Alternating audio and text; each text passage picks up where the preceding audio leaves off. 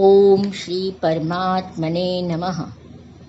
समर्थ रामदास स्वामी रचित मनोबोध श्लोक केवल मन, मस्तिष्क और बाहुबल के एकत्रीकरण से सफलता की सीढ़ी चढ़ने का राज ही नहीं बताते, तो जीवन के हर पहलू को स्पष्ट करते हैं। समाज में हमारा व्यवहार कैसा हो, सुख शांति समाधान कैसे मिले, यह भी बताते हैं। इसी श्रृंखला की यह 39वीं कड़ी। मूल मराठी श्लोक। जया वर्णिति वेदशास्त्रे पुराणे, जयाचे नियोगे समाधान बाणे, तया लागी हे सर्व चांचल्य दीजे, मना सज्जना राघवे वस्ति कीजे। हिंदी अनुवाद। वेद शास्त्र पुराण जिसका वर्णन करते हैं, जिनके सानिध्य से मन को प्रसन्नता मिलती है, उस प्रभु रामचंद्र के चरणों में अपनी चंचलता को अर्पित कर दें और उनके दिव्य स्वरूप में समा जाए। मनुष्य का स्वभाव होता है, उसे कुछ करने को कहा जाए तो वह पहले पूछेगा कि इससे फायदा क्या है। इसलिए समर्थ रामदास स्वामी कहते हैं, राम के स्वरूप में स्वतः को समा लेने से, राम में एक रूप हो जाने से तुम्हें समाधान मिलेगा। सिर्फ समाधान मिलेगा नहीं, तो वह तुम्हारे जीवन का एक हिस्सा बन जाएगा। रामदास स्वामी मनोविज्ञान के बहुत जानकार थे, अतः उन्होंने उन्नति का माध्यम मन को अपने वश में करने के लिए कहा है।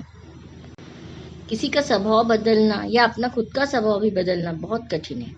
इसके लिए सर्वप्रथम चंचलता दूर करनी चाहिए।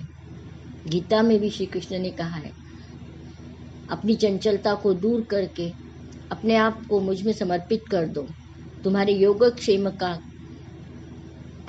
ख्याल मैं रखूंगा। वेद शास्त्र पुराणों में हमारी जीवन शैली कैसी होनी चाहिए, इस बारे में विस्तृत रूप से बताया गया है। त्यौहार किस तरह से मनाए जाए, वह भी बताया गया है। परंतु दुख की बात है, आज 30 त्योहारों को केवल एक आडंबर के रूप में ही लिया जाता है। उसकी असलियत नहीं पहचानी जाती। वास्तविक स्वरूप उसका क्या होना चाहिए, उसको छोड़कर लोग केवल दिखावा ही करते रह जाते हैं। वट सावित्री का त्यौहार अभी आया था।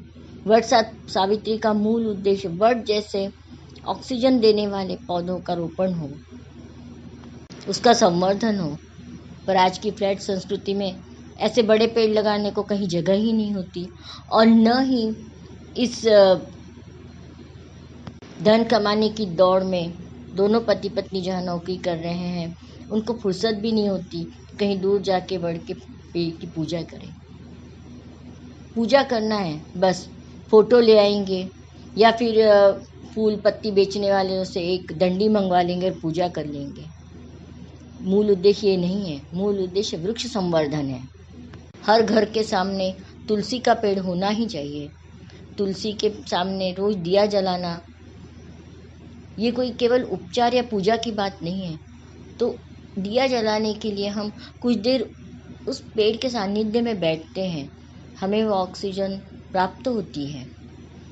तुलसी का पेड़ बड़ी मात्रा में अगर हर जगह लगाया जाए तो ऑक्सीजन की कमी न हो।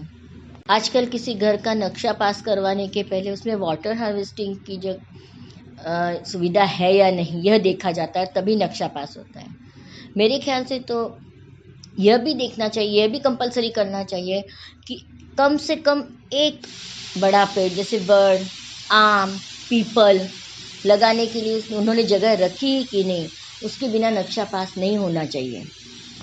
हम असमाधानी कब होते हैं, जब हमारे मन के जैसा कोई व्यवहार नहीं करता या वांछित वस्तु हमें नहीं मिलती। परंतु यदि हम अपने आप को यह आदत डाल लें कि जब तक कोई इच्छित वस्तु हमें न मिले, उसको प्राप्त करने के लिए हम प्रयास करते ही रहेंगे, तो ये चिड़चिड़ापन अपने आप खत्म हो जाएगा।